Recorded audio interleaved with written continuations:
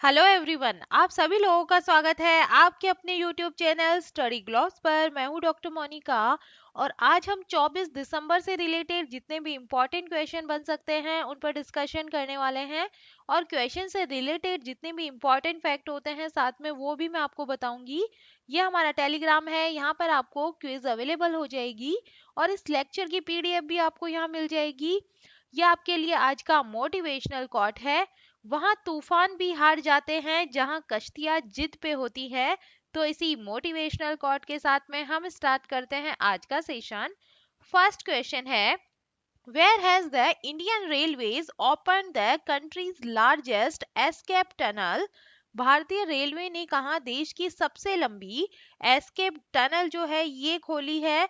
तो इसका correct answer होगा ये खोली गई है जम्मू एंड कश्मीर के अंदर।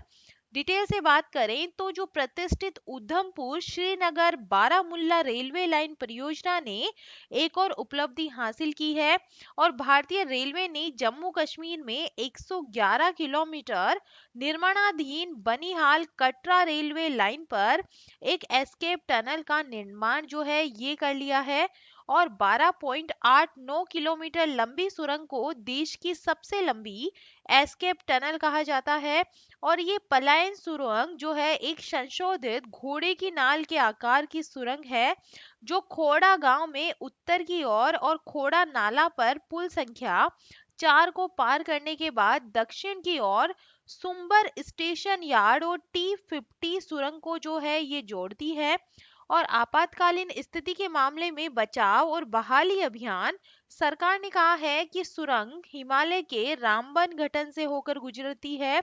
और इसके अलावा खोड़ा, हिंगनी, कुंदन नाला जैसी चिनाब नदी की विभिन्न वितरिकाओं और नलिया संरेखण के साथ साथ पार करती है जिससे ड्रिलिंग अत्याधुनिक चुनौतीपूर्ण कार्य हो जाता है।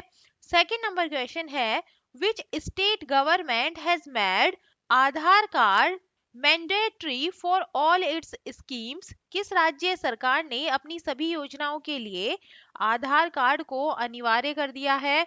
तो इसका करेक्ट आंसर है ये किया है तमिलनाडु गवर्नमेंट ने। सी इसका करेक्ट आंसर है। तमिलनाडु सरकार ने घोषणा की है कि वे सभी जो विभिन्न सरकारी योजनाओं के तहत लाभ के पात्र है नाबालिग बच्चों के अलावा जो व्यक्ति है उन्हें आधार संख्या होने का प्रमाण प्रस्तुत करना होगा या आधार की जो शिनाख्त है ये करानी पड़ेगी।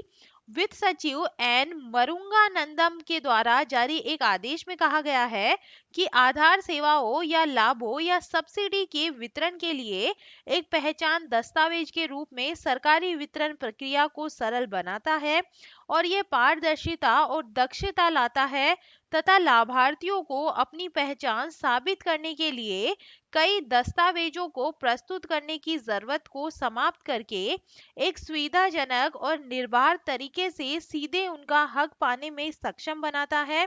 सरकारी कर्मचारियों, सरकारी पेंशन पाने वालों और राज्य सरकार के द्वारा विभिन्न विभागों के माध्यम से उनकी कार्यान्वयन एजेंसियों के जरिए लागू विभिन्न योजनाओं के लाभार्थियों के लिए आधार अनिवार्य है। कोई भी व्यक्ति जो लाभों को पाने का इच्छुक है लेकिन उसके पास आधार नंबर नहीं है या अब तक उसने आधार के लिए नामांकन नहीं कराया है, उसे योजनाओं के लिए पंजीकरण कराने से पहले आधार नामांकन के लिए आवेदन करने की जरूरत होगी। तमिलनाडु की हम बात करें the Tamil Nadu government constituted a panel for protection of vultures. Tamil Nadu state government notified India's first slender loris sanctuary. Pegatron has started manufacturing the iPhone in Chennai. Tamil Nadu cabinet has approved to regulate online gambling को जो है ये regulate करेगा।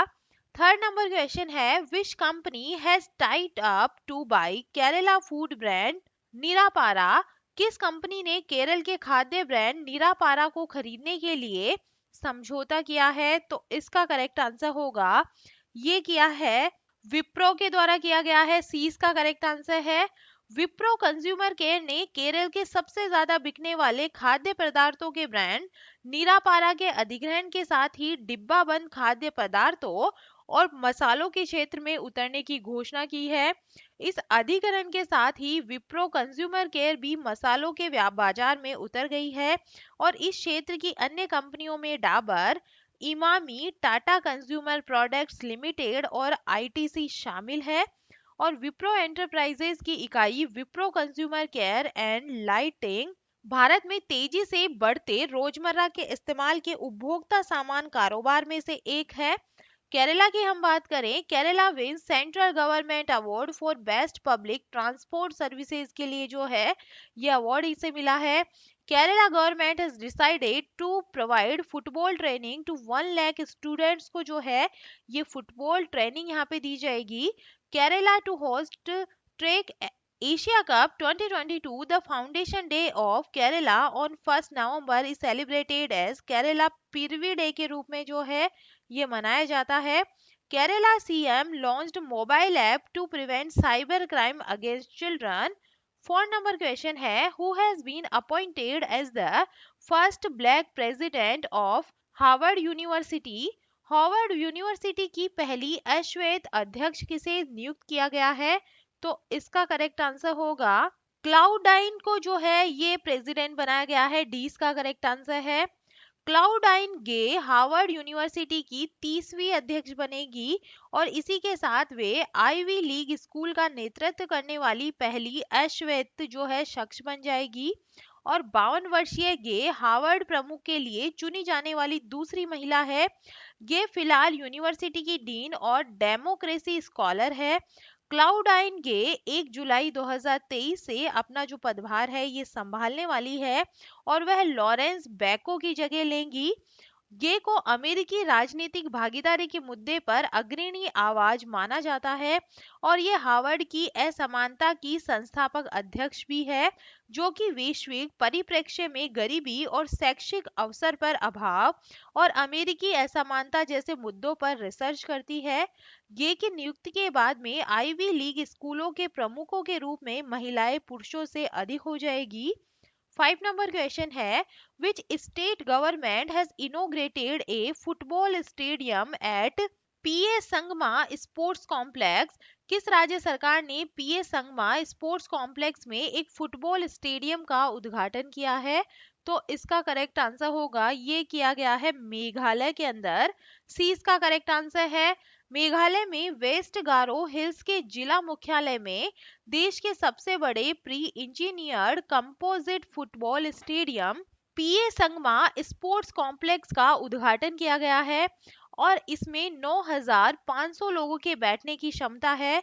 संगमा ने कहा है कि यह गारो हिल्स के सबसे बड़े नेताओं में से एक स्वर्गवासी पीए संगमा को एक विनम्र श्रद्धांजलि है और साथ ही ये सरकार के लिए एक बड़ी उपलब्धि है। और पूरा परिसर 17,000 वर्ग मीटर में फैला है और इसे 127.7 करोड़ रुपए की लागत से बनाया जा रहा है। जो व्यायामशाला है, स्विमिंग पूल इसके अंदर है, table tennis hall, squash court और बैडमिंटन कोर्ट के साथ में इंडोर स्टेडियम का जो उद्घाटन है ये दिसंबर 2023 तक किया जाएगा। 6 नंबर क्वेश्चन है, the chief minister of which state has announced to give 12 cylinder in a year at the rate 500 per cylinder. किस राज्य के मुख्यमंत्री ने 500 रुपए प्रति सिलेंडर की दर से साल में 12 सिलेंडर देने की जो है ये घोषणा की है? तो इसका करेक्ट आंसर होगा ये हुई है राजस्थान के अंदर।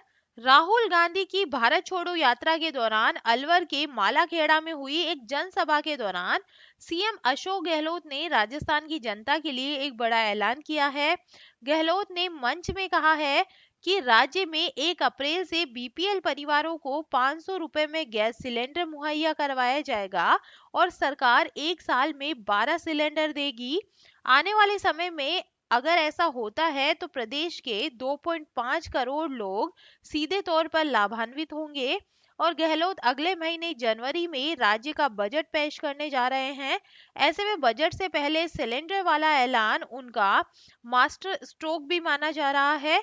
जो राजस्थान में बीपीएल श्रेणी के अंदर है या फिर केंद्र की उज्ज्वला योजना के तहत एलपीजी गैस सिलेंडर लेते हैं, मालूम हो कि यही सिलेंडर वर्तमान में लगभग 1050 रुपए में आता है। तो 1 अप्रैल 2023 से राजस्थान सरकार आधी से भी कम कीमत पर इसे देने वाली है। Top 5 question related to the state of Rajasthan की हम बात करें तो यहाँ पर Rajiv Gandhi rural Olympic games 2022 जो है ये होने वाले हैं। In which state India first digital Lok Adalat है जो यहाँ पे स्टार्ट की गई है। इसके बाद में जो परफॉर्मेंस ग्रेडिंग इंडेक्स 2018 और 19 है और 19 और 20 है जो मिनिस्ट्री ऑफ एजुकेशन के द्वारा रिलीज किया गया है, तो इसके अंदर भी टॉप पे राजस्थान रहा है। इसके बाद में जो प्रेग्नेंट वुमेन्स हैं इनके लिए जो हेल्थ कैंपेन है आंचल, वो भी राजस्थान के अंदर करौली के अंदर जो है ये लॉन्च किया गया है। The chief minister of which state has announce to confer Rajiv Gandhi खेल पुरस्कार और जो Rajiv Gandhi rural Olympic award है ये राजस्थान के अंदर दिए जाएंगे। यहाँ की चीफ मिनिस्टर ने ये अनाउंस किया है। 7 नंबर क्वेश्चन है who has launched India's first green steel brand Kalyan Foresta. किसने भारत का पहला ग्रीन स्टील ब्रांड कल्याण फॉरेस्टा को लॉन्च किया है? तो इसका करेक्ट आंसर होगा ज्योतिरादित्य सिंधिया के द्वारा जो है ये लॉन्च किया गया है। स्टील मिनिस्टर है ये ज्योतिरादित्य सिंधिया ने भारत के पहले green steel brand Kalyani Foresta को लॉन्च किया है और ये भारत में अपने तरह की एक नई पहल है जो जीरो कार्बन फुटप्रिंट पर आधारित है। इस ग्रीन स्टील ब्रांड का जो निर्माण है ये पुणे स्थित कल्याणी समूह के द्वारा किया गया है जो पूर्ण रूप से नवीनीकरणीय ऊर्जा संसाधनों के उपयोग से तैयार किया गया है। स्टील सेक्टर में कार्बन फुटप्रिंट को कम करने के लिए सरकार ने नेशनल स्टील पॉलिसी को लागू कर लिया है और ग्रीन स्टील का निर्माण बिना फॉसिल फ्यूल के किया जाता है। इसके निर्माण में एनर्जी सोर्स के रूप में हाइड्रोजन, कोयला गैसीकरण या बिजली का उपयोग किया जाता है और स्वीडन ने पहली बार फॉसिल फ्यूल फ्री स्टील का निर्माण किया था जिसे ग्रीन स्टील के रूप में भी जाना जाता है। 8 नंबर क्वेश्चन है which state government has announce to give industry status to its tourism sector. किस राज्य सरकार ने अपने पर्यटन क्षेत्र को उद्योग का दर्जा देने की है जो घोषणा की है? तो इसका करेक्ट आंसर होगा ये की है असम ने। सी इसका करेक्ट आंसर है। राज्य में सामाजिक आर्थिक विकास के लिए पर्यटन क्षेत्र का विकास महत्वपूर्ण है और असम के मुख्यमंत्री डॉक्टर हिमंत बिस्वा शर्मा के नेतृत्व में असम राज्य मंत्रिमंडल ने असम में पर्यटन क्षेत्र को औद्योगिक दर्जा देने के प्रस्ताव को मंजूरी दे दी है और इस तरह के उद्योग की स्थिति के साथ में प्रकृति में स्थायी पर्यटन, बुनियादी ढांचे में ताजा निवेश, तेजी से रोजगार सृजन, सार्वजनिक निजी भागीदारी और बुनियादी ढांचे के विकास में योगदान देगा। पर्यटन क्षेत्र को उद्योग का दर्जा देने के साथ अब restaurant, cafeteria, health club, spa और वेलनेस सेंटर अन्य लोगों के बीच औद्योगिक नीति के तहत प्रोत्साहन के लिए पात्र है और ये कदम पर्यटन के उपरोक्त क्षेत्रों में निजी निवेश को और प्रोत्साहित और बढ़ावा देगा।